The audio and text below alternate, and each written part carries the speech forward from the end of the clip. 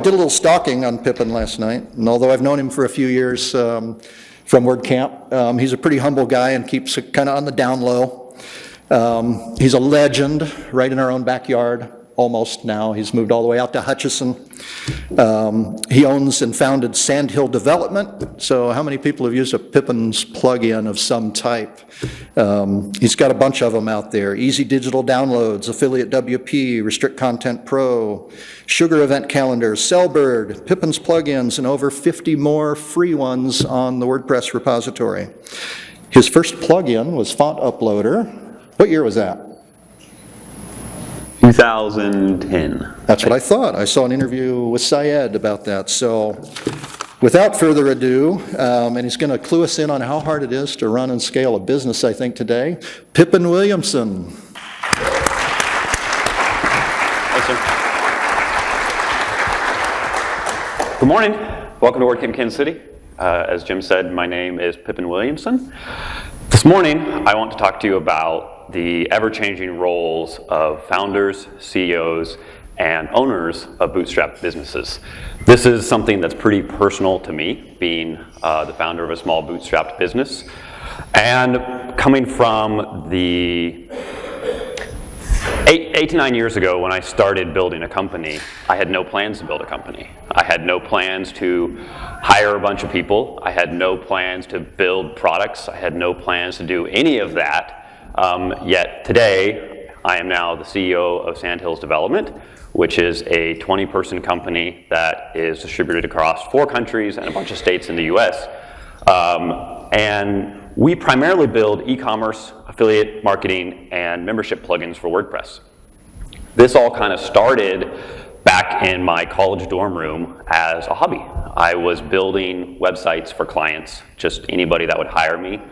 And I was at the university studying linguistics. I thought I wanted to go down into Central and South America to do language restoration for indigenous languages, which today, frankly, I think is a whole lot more interesting than what I do day to day. But this is where I ended up.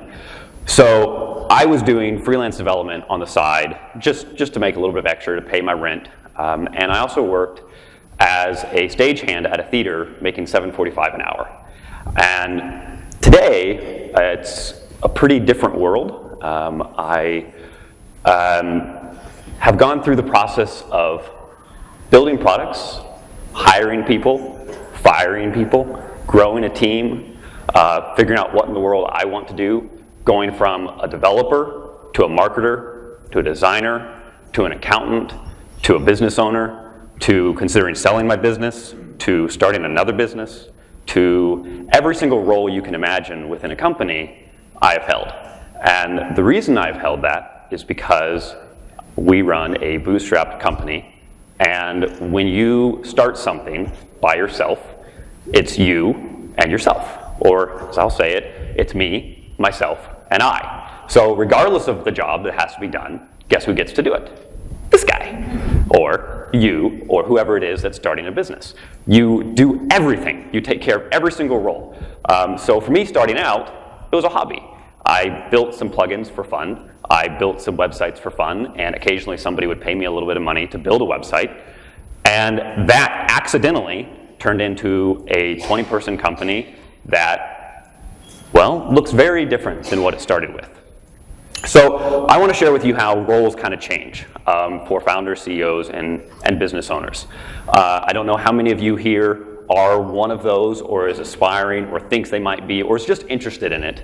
But I do hope that it's valuable to you. And to tell you about how the roles change, I mostly want to share some of my own personal experiences. Tell you a little bit of a story of how the company came to be, what we do, and some of the things that have happened along the way, including some really big mistakes that I made. Okay, let's look at where it started. In 2010, 2009, somewhere in that range, I was at the University of Kansas. I was studying linguistics, and I was building websites for people that would hire me on the side. It was my side gig. I would do it in the evenings, the weekends, etc. Over time, I just kept building more, and then that eventually led into me building a couple of WordPress plugins. I was building everything on top of WordPress already, and I was really enjoying it, and I started to learn some PHP development, and I was really interested at the time of becoming a PHP developer. That was kind of the identity that I had picked for myself once I decided that linguistics was not for me anymore. So I wanted to become a PHP developer. I was very lucky that my roommate at the time happened to be a really great PHP developer. His name was John Kerry, and he was very proud of the fact that he owned johnkerry.net during the political campaign of John Kerry. But anyway, I digress. I was very fortunate that he was my roommate because he taught me a lot about PHP and how to build stuff. So under his guidance, I started building a few plugins for WordPress, and I put them up. I put them up for sale on a marketplace called Code Canyon, expecting them to go nowhere. I had zero expectations. I didn't think they would do anything. Miraculously, somebody bought it the same day that I put it up. And that completely blew my mind. And so I took myself across campus and bought a latte that I couldn't afford because I was living on $7.45 an hour and, broke college student. So I continued to build plugins. I built a few more just for fun. I was just having a great time at it. I was learning a lot about PHP and just kind of jumping in and becoming a developer.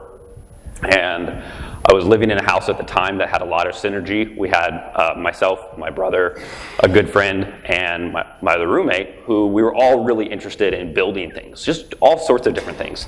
And so I just kept building, having fun, tinkering, and I launched a few more plugins, and then I launched some more, and I launched some more.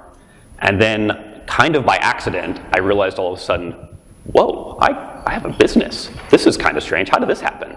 But I realized that all of a sudden I was making enough through plugin sales that all of a sudden I could actually support myself on it. And that was totally unexpected and not planned. It surprised me. But at the time I was engaged to my now wife, and I decided to take a gamble. And I said, okay, I have just graduated college. My part-time student job that paid me $7.75 an hour is no longer an option because I'm not a student anymore, and I have to figure out something else to do. So I was pretty familiar with construction and plumbing and things like that, so I decided that my backup plan would be to go into the trades. But I was going to take a gamble, and over the summer I would see if I could manage to pay rent. And if I could pay rent, doing just this a little bit of freelance development and building plugins and selling plugins, that's what I would do. And it worked, amazingly. And so for the next year or two, I kept doing that. During this process, I discovered that I was pretty good at it. It surprised me, but it grew enough that a few things happened. First of all, I outgrew myself. I suddenly couldn't do everything. It took about 6 months, no, about a year, before all of a sudden there was too much for me to do by myself. Now, keep in mind that I'm very much a do-it-myself kind of person. I think sometimes it's pretty indicative of people that start businesses, especially people that start businesses by accident.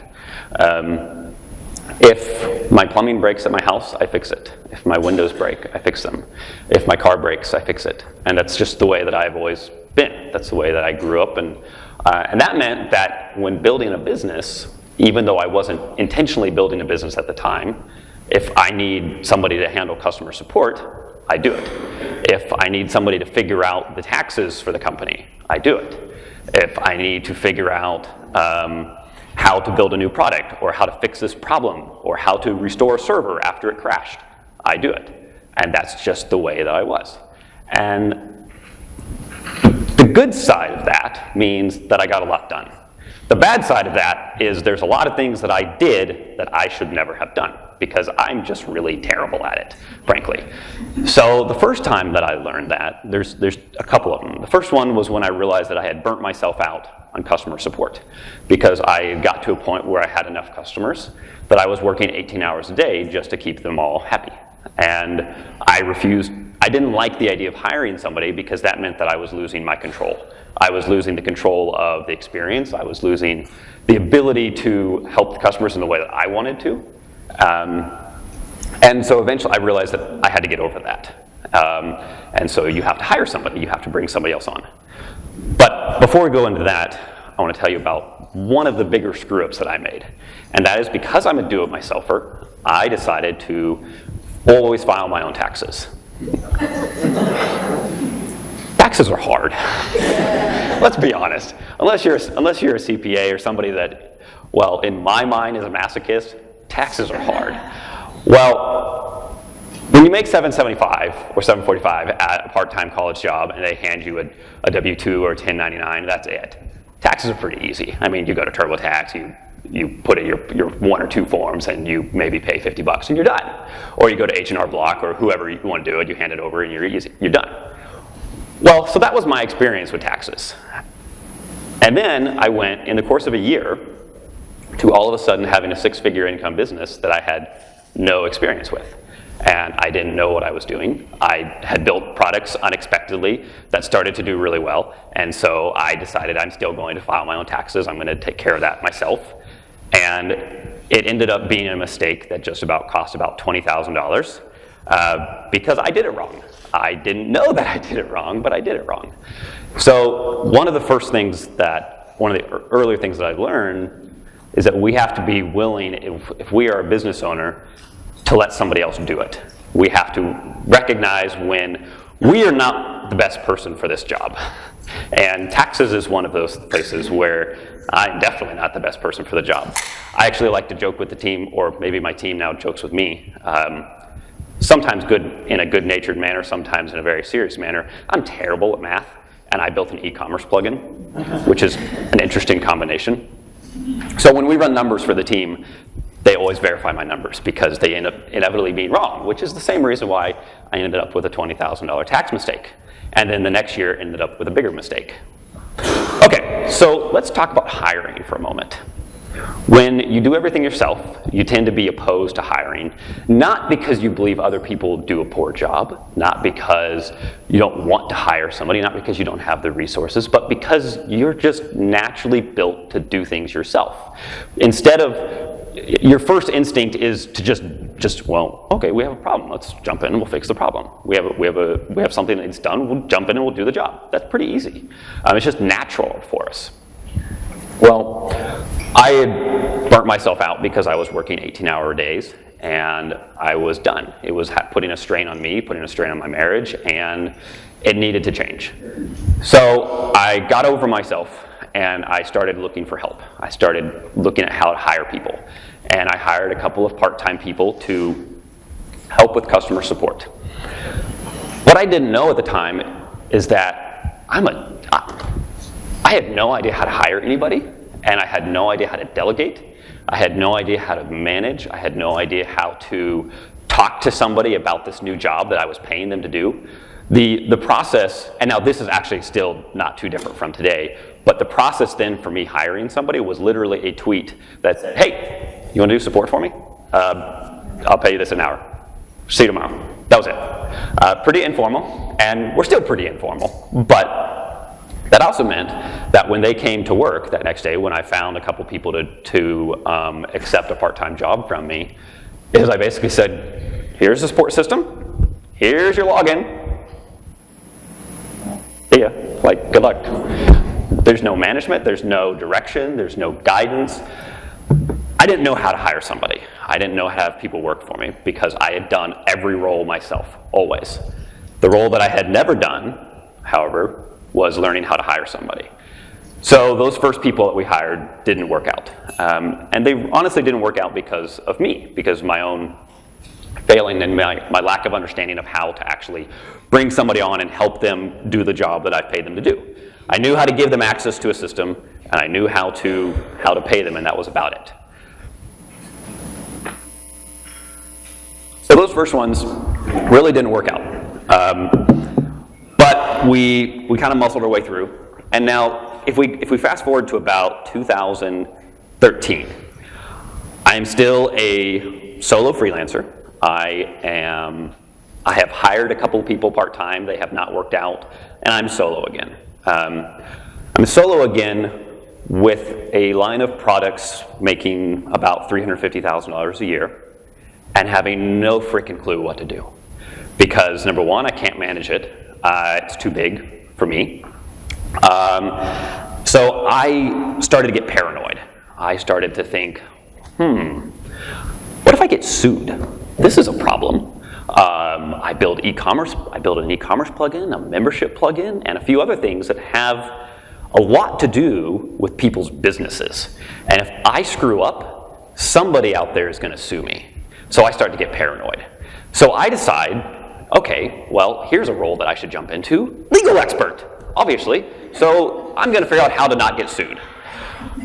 I am not a legal person. This is not my forte at all. But I decide that after a little bit of Google research, I find that one of the ways to help protect you from getting sued is you form an LLC. I didn't know what that meant at the time. I had no idea.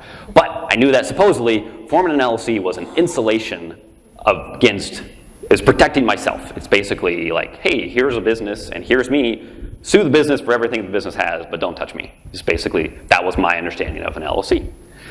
Whether that's accurate or not doesn't really matter. At the time, that's all I knew. I also knew how to Google. And so like any self-respecting developer at the time, I do 5 minutes of Google research and find a company that can form an LLC for me, and sure enough, 20 minutes later, I own Pippin's Pages LLC. I have no idea what that means, but that's what I did. 3 or 4 days later, this fancy booklet shows up in the mail. It's leather bound, it's shiny, it's got gold lettering on it, and it says Pippin's Pages LLC. I'm like, this is awesome. I am official. Like, I own a business now. I don't know what this means. What are minutes? What's a shareholder meeting? Like, I don't know. This is weird to me. That was something that I started to learn over time just by doing, by building a company out of a hobby without any anticipation of building a company. In 2013, when I formed the company, I still had no intention of it being a company. I had no intention of hiring people still, or like building a dedicated company, having a team, having payroll, having insurance, having benefits, unemployment tax, withholding tax. What is all of this? What is workers' comp? Come on, we sit in our bedrooms on our laptops. Like, why do I need workers' comp? Well, welcome to the nature of building a real business. So I formed an LLC, and I had no idea what to do with it, but I had one. And I decided that shortly after that, it was time to actually hire a real person and to hire a real employee. So I reached out to a few people that had been helping out in my support forums, just kind of volunteering. And again, it was pretty informal. Hey, Sean, you want to come work for me full time? Like, just do what you're doing now. Work for me full time. And amazingly, he accepted and became my first full-time employee. And I'm thrilled to say that he's still here today. But I have to remember that I didn't know how to pay him. I didn't know how to do payroll. I didn't know how to do anything. Basically, I said, hey, Sean, take this amount of money per year and come work for me. And I'm going to figure out how to do all of the other things, like to make sure you actually get paid. I'll figure it out afterwards. And that's just kind of what you do. You jump into that role. You jump into things as they happen. You fix problems as they happen. And that's what founders and CEOs and owners do. So from mid-2013 to today, we grew in 3 months to 3 people, then to 5 people, then to 8 people, then to 10, 15, 16, and today we are 16 full-time employees with about 4 contractors that work with us. It's still a very small company, as companies go, but it's also wildly different than what it started as. It is, I never thought that I would spend my day figuring out unemployment taxes. But, you know, that's a thing that happens. So during that process, there's a lot of things that I've learned, and I would like to share a few of them with you. So first of all is that we have to be willing to do anything and do any job within the company. So I think there's four main things that I want to share with you.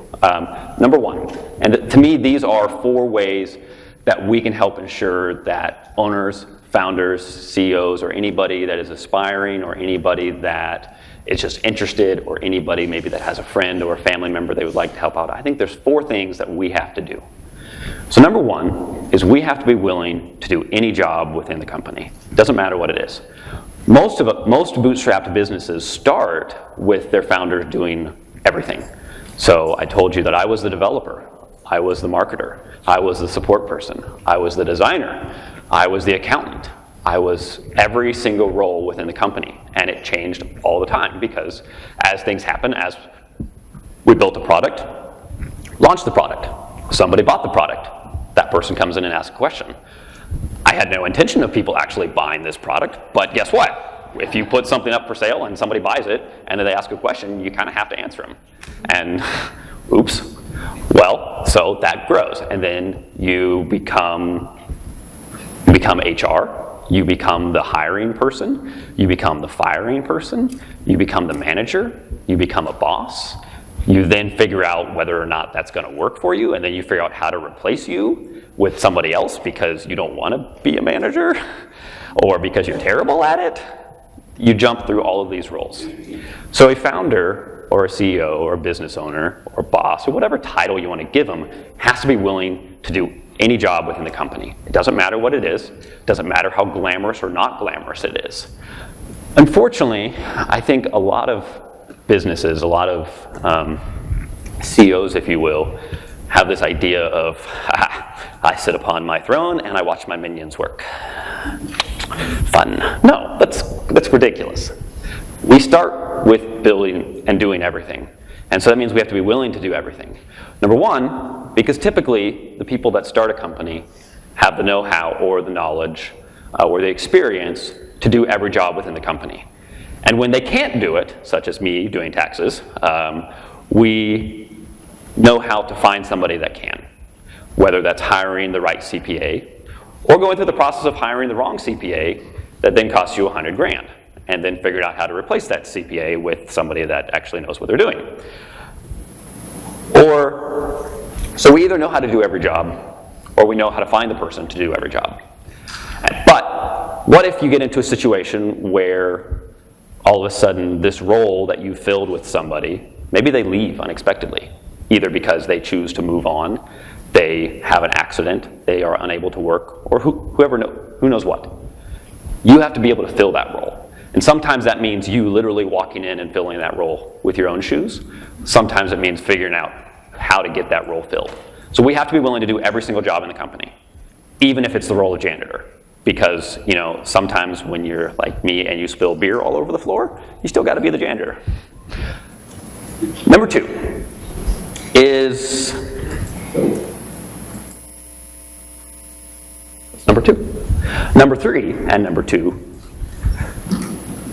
Number two is that we have to be willing to recognize when we are not the best person for a role, when somebody else can do it better than us. I am not a marketer at all, but starting out, I did all the marketing because it was me, myself, and I. There is no marketing unless I do it. So that's what happens. You take on every single role. But you have to be willing to recognize when somebody else is better than you, or when you're just not qualified for it. And just because somebody else is better than you, that's not an insult against you. It's a compliment to them. And it's honestly more costly for you to do a job poorly than to pay someone well to do the job really well. So we have to be willing to recognize that, and we have to pay attention to it. Pay attention when a developer that I've hired is suddenly 10 times the developer that I am. Or when my marketing skills are far surpassed by somebody else. Or when my management of administration tasks is not as good as this other person that's on the team that would like to do them instead. You need to recognize when other people are better at something. Or when it's more beneficial to let them take care of it. Number three is we have to be willing to adapt to changes. Because our roles constantly change. Our roles change. The roles within the company change, and sometimes the people that we work with change, hopefully slowly, but sometimes quickly, depending on whether you're growing or shrinking or changing fast. If you have a high turnover or a low turnover, we have to be willing to adapt to changes in people. And changes in jobs and changes in roles. I started this being a PHP developer, just having a lot of fun in my college dorm room. And today I write very little code because that's just the way the company has changed. And we have to be willing to adapt to that change as it happens. Our roles will change every single day, every single week. And if you don't adapt to them, you might find yourself in a position you don't want to be in. I actually had an interesting experience last year because I had started to recognize the second point that I told you about recognize when someone else is able to do a job better than you, so that I had started hiring really, really good people. And I had been building this team of people that had really excellent skills. And I realized at one point that I had hired myself out of a job. I had replaced every single role that I held within the company. Developer, support, marketing, design, administration, finances. I had replaced myself out of every single role. And that was awesome. Honestly, that is one of the greatest things that I have ever succeeded at. And it destroyed my motivation.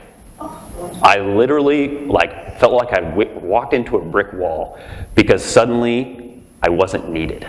I didn't need to be there. We tend to, as founders and CEOs and owners, we kind of operate on this by need basis. Oh, that thing needs to get done? Okay, I'll fix it, no problem. There's a hole that needs patched? No problem, I will patch it. We have to hire somebody? No problem, we'll take care of it. We have to take care of this other problem or this task or that task. It doesn't matter. We operate on needs. I need to do this, or this needs to be done, and I will do it.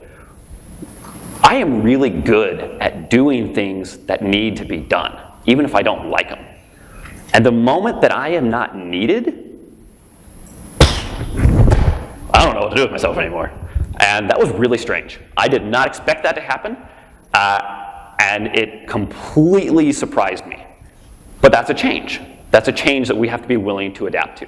We have to recognize it, and we have to move past it. And we have to figure out how to address it.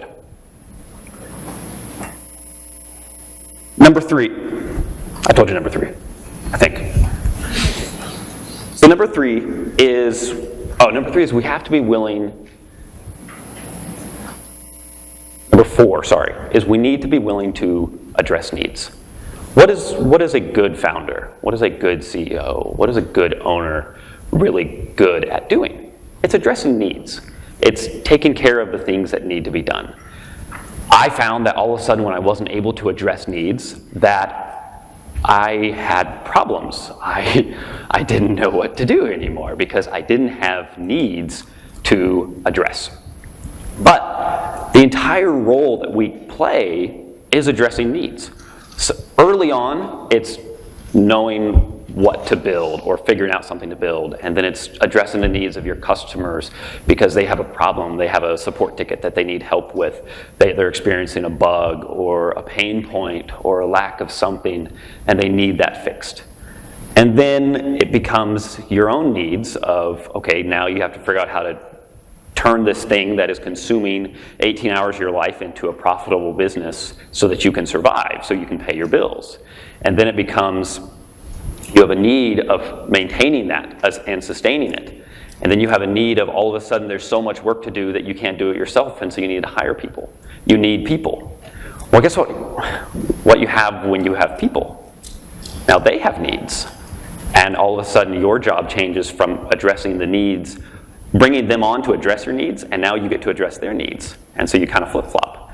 And that's not a bad thing. It's a great thing. But that's the role. So we address needs. We address when sometimes your teammates need resources. Sometimes they need more help. Sometimes they need feedback. Sometimes they just need a friend. Sometimes they need a raise. Sometimes they need a day off. So whatever it is, your entire job as a founder or a CEO or a business owner is to address needs. And if you want to be a good one, that's the entire purpose of your role. And you get really good at addressing needs because it doesn't really matter what the role is. Even if it's the role of janitor, it's still a job that needs done.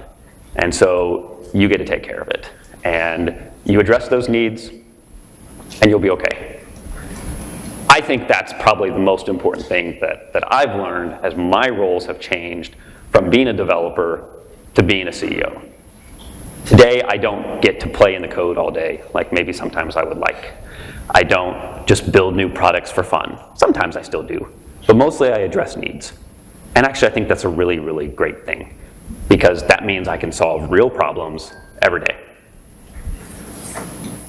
How much time do we got? We have about 20 minutes max if we stay on schedule. 10 or 15. I would like to answer questions. I'm pretty much an open book. You can ask me anything you want, and I will probably give you an answer. Might not be a good answer, but I will do the best that I can. And I will also be around all day if you want to ask any questions later on. If you're shy or you think of something later, come find me. I'll probably post up out there. But I see a question right here. What do you got? Yeah, what if you're a little reluctant about hiring, like you mentioned earlier, and think, hey, why don't I make partners instead? Would that work too, or would it be better to hire? Well, so it depends. Partners exist in a number of ways. So early on, you can bring on partners because you don't have the resources to pay them. This is a pretty common way of kind of saying, I want you to help me, and I can't pay you, but if we succeed in building this thing, then you'll get paid, basically. I think that can work really well, but it can also be very dangerous. Hiring the wrong person can also be dangerous, but you need to be careful with partners, because let's just say that you have a 50-50 partnership with someone and you decide a year later that you don't like them or they don't like you. You have to somehow figure out how to address that.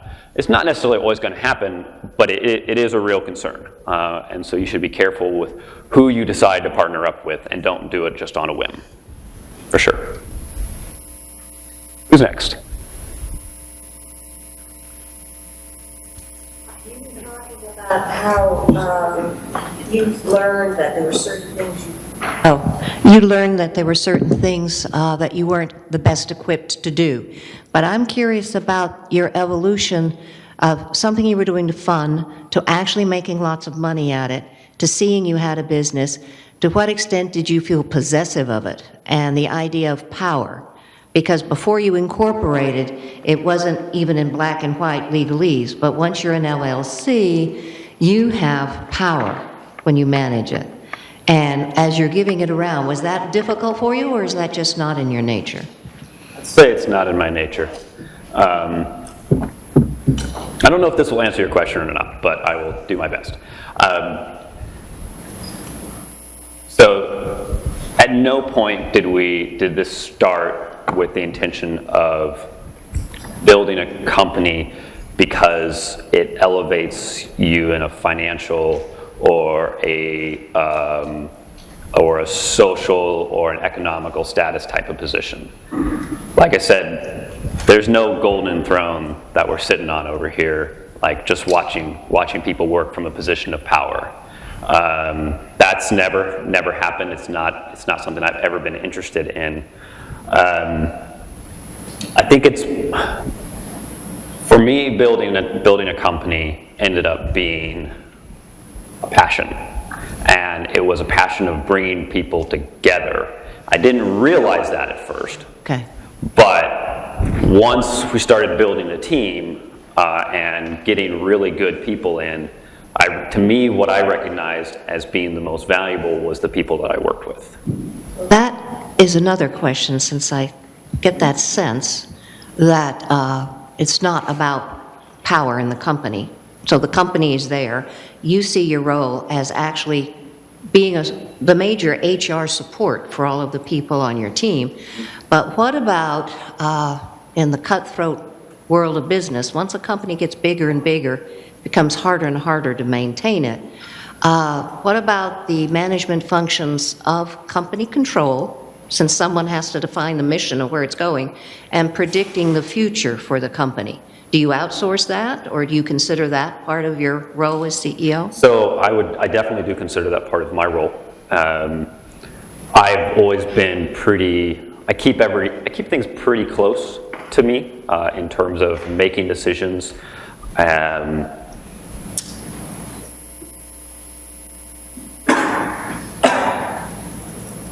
6 months ago, I gave away 25% of my company. And I gave it away because I wanted these people involved. And I gave it away because I felt that they had earned it. And I felt that I wanted them to have a voice. I knew that technically I had the ability to guide the company wherever I wanted, whether it was as a tyrannical dictator or benevolent dictator or anything, or it could be as a backseat driver. It doesn't matter. But technically, I had that ability. It wasn't until about maybe 2 months ago that I would ever use the phrase CEO to describe my position. I still hate it, and frankly, use it only because it does describe what I do. And sometimes I've had a hard time telling people what I do, so now I just default to I run a software company because it's simpler. I struggled with a long time with building. I really loved the idea of a flat structure for companies. There are no managers. There are no bosses. Technically, anybody that works for me, I am your boss. But I was actually very conscious early on, once I first decided I wanted to hire people, of don't come work for me, come work with me, because I think that's a very important distinction. As we've grown, we found that the flat structure does tend to break down a little bit. For us, it happened at about 15 people. I know another company that it happened to them at 50 people. I know another company that happened maybe around 30 people. But eventually, it does break down. Simply because when you have enough people that work freely with their own direction, eventually you end up with too many spider webs. And you have to kind of bring them back in, and you have to focus them a little bit better. And so the roles of managers are not to be bosses. The roles of managers are to provide direction and make sure that things stay on track. So for me, my position is not to be my team's boss. It is to help guide the direction, and then anybody that does get given a role of manager, it's to help implement that direction. I hope that kind of answered your question. So with having 18 or so employees now, do you outsource anything, or do you have it all in-house? We have outsourced work, and every now and then we do still have outside contractors that we work with. We do very little of it now, though, because we've found that the ultimate experience that we have is less if we outsource it. And it's not because the people that we outsource to do poor work or anything like that. It's just that if we outsource it, it doesn't end up the way that we tend to quite want it. Maybe it doesn't quite fit the image that we had in mind. From whichever perspective it is. Sometimes it's from a coding perspective, sometimes it's a design perspective, sometimes it's just the way the project works. And so we like to keep it in-house because we want all of our experiences for our products to be consistent. And if we outsource it, we tend to lose some of that consistency. I would rather find a developer or a designer or whatever project that we're working on, find somebody that I would outsource to them, and then decide, you know what, this is actually somebody that we want to work with consistently, and I'd rather just hire them. What about like in accounting or legal? So accounting and legal, they are technically outsourced, but they are outsourced to two very specific people that have always done it for us. They've done it, both of them now, for about 5 years. And as long as they will allow me to continue to pay them, they can continue doing their job because they know it really well. They know us very well, and we would consider them a team member, aside from the fact that they don't really interact with the rest of the team. You've been doing this for a while. Have you established relationships with employees so well that they just trust you to lead them right and in the right direction, and they never want to compete with you? Or do you establish non-compete agreements as you hire? Because, you know. So I would say in general we have established a level of trust. I don't hire anybody that I would not trust with my life. I don't hire anybody. If I don't want to be on a desert island with you for 3 months, you're probably not going to join my team. Let's just be honest. I mean, depending on your skill set, maybe you are a better candidate than others for being on a desert island. But as far as trust goes, to me, that's very important.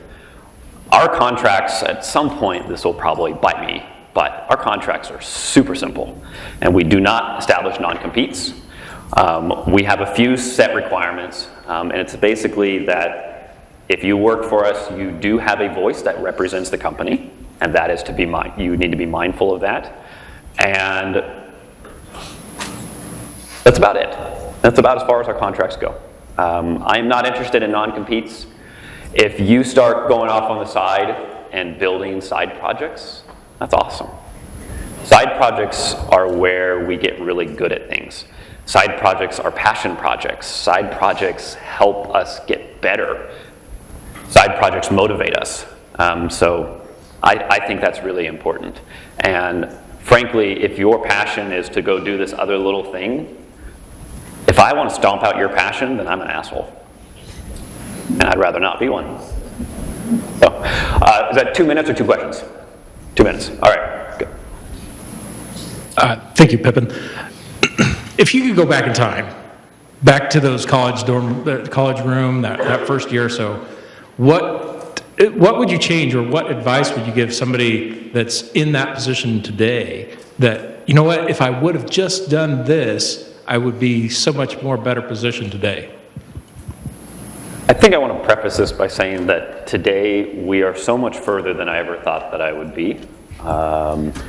So I don't look at it from the perspective of, dang, if I'd only done this, I would be so much better off, or I would be so much further along. But to still answer your question, is to not assume that I have to do everything. Get better at trusting people earlier. Get better at hiring people to do the job that I hire them for, and trust them to do it. That took me 3 to 4 years to really learn the value of. So I would hire sooner, but not just hire sooner, I would trust sooner, and trust people to do their jobs really well. All right, I think that pretty much wraps up my time. Thank you very much for listening to me this morning.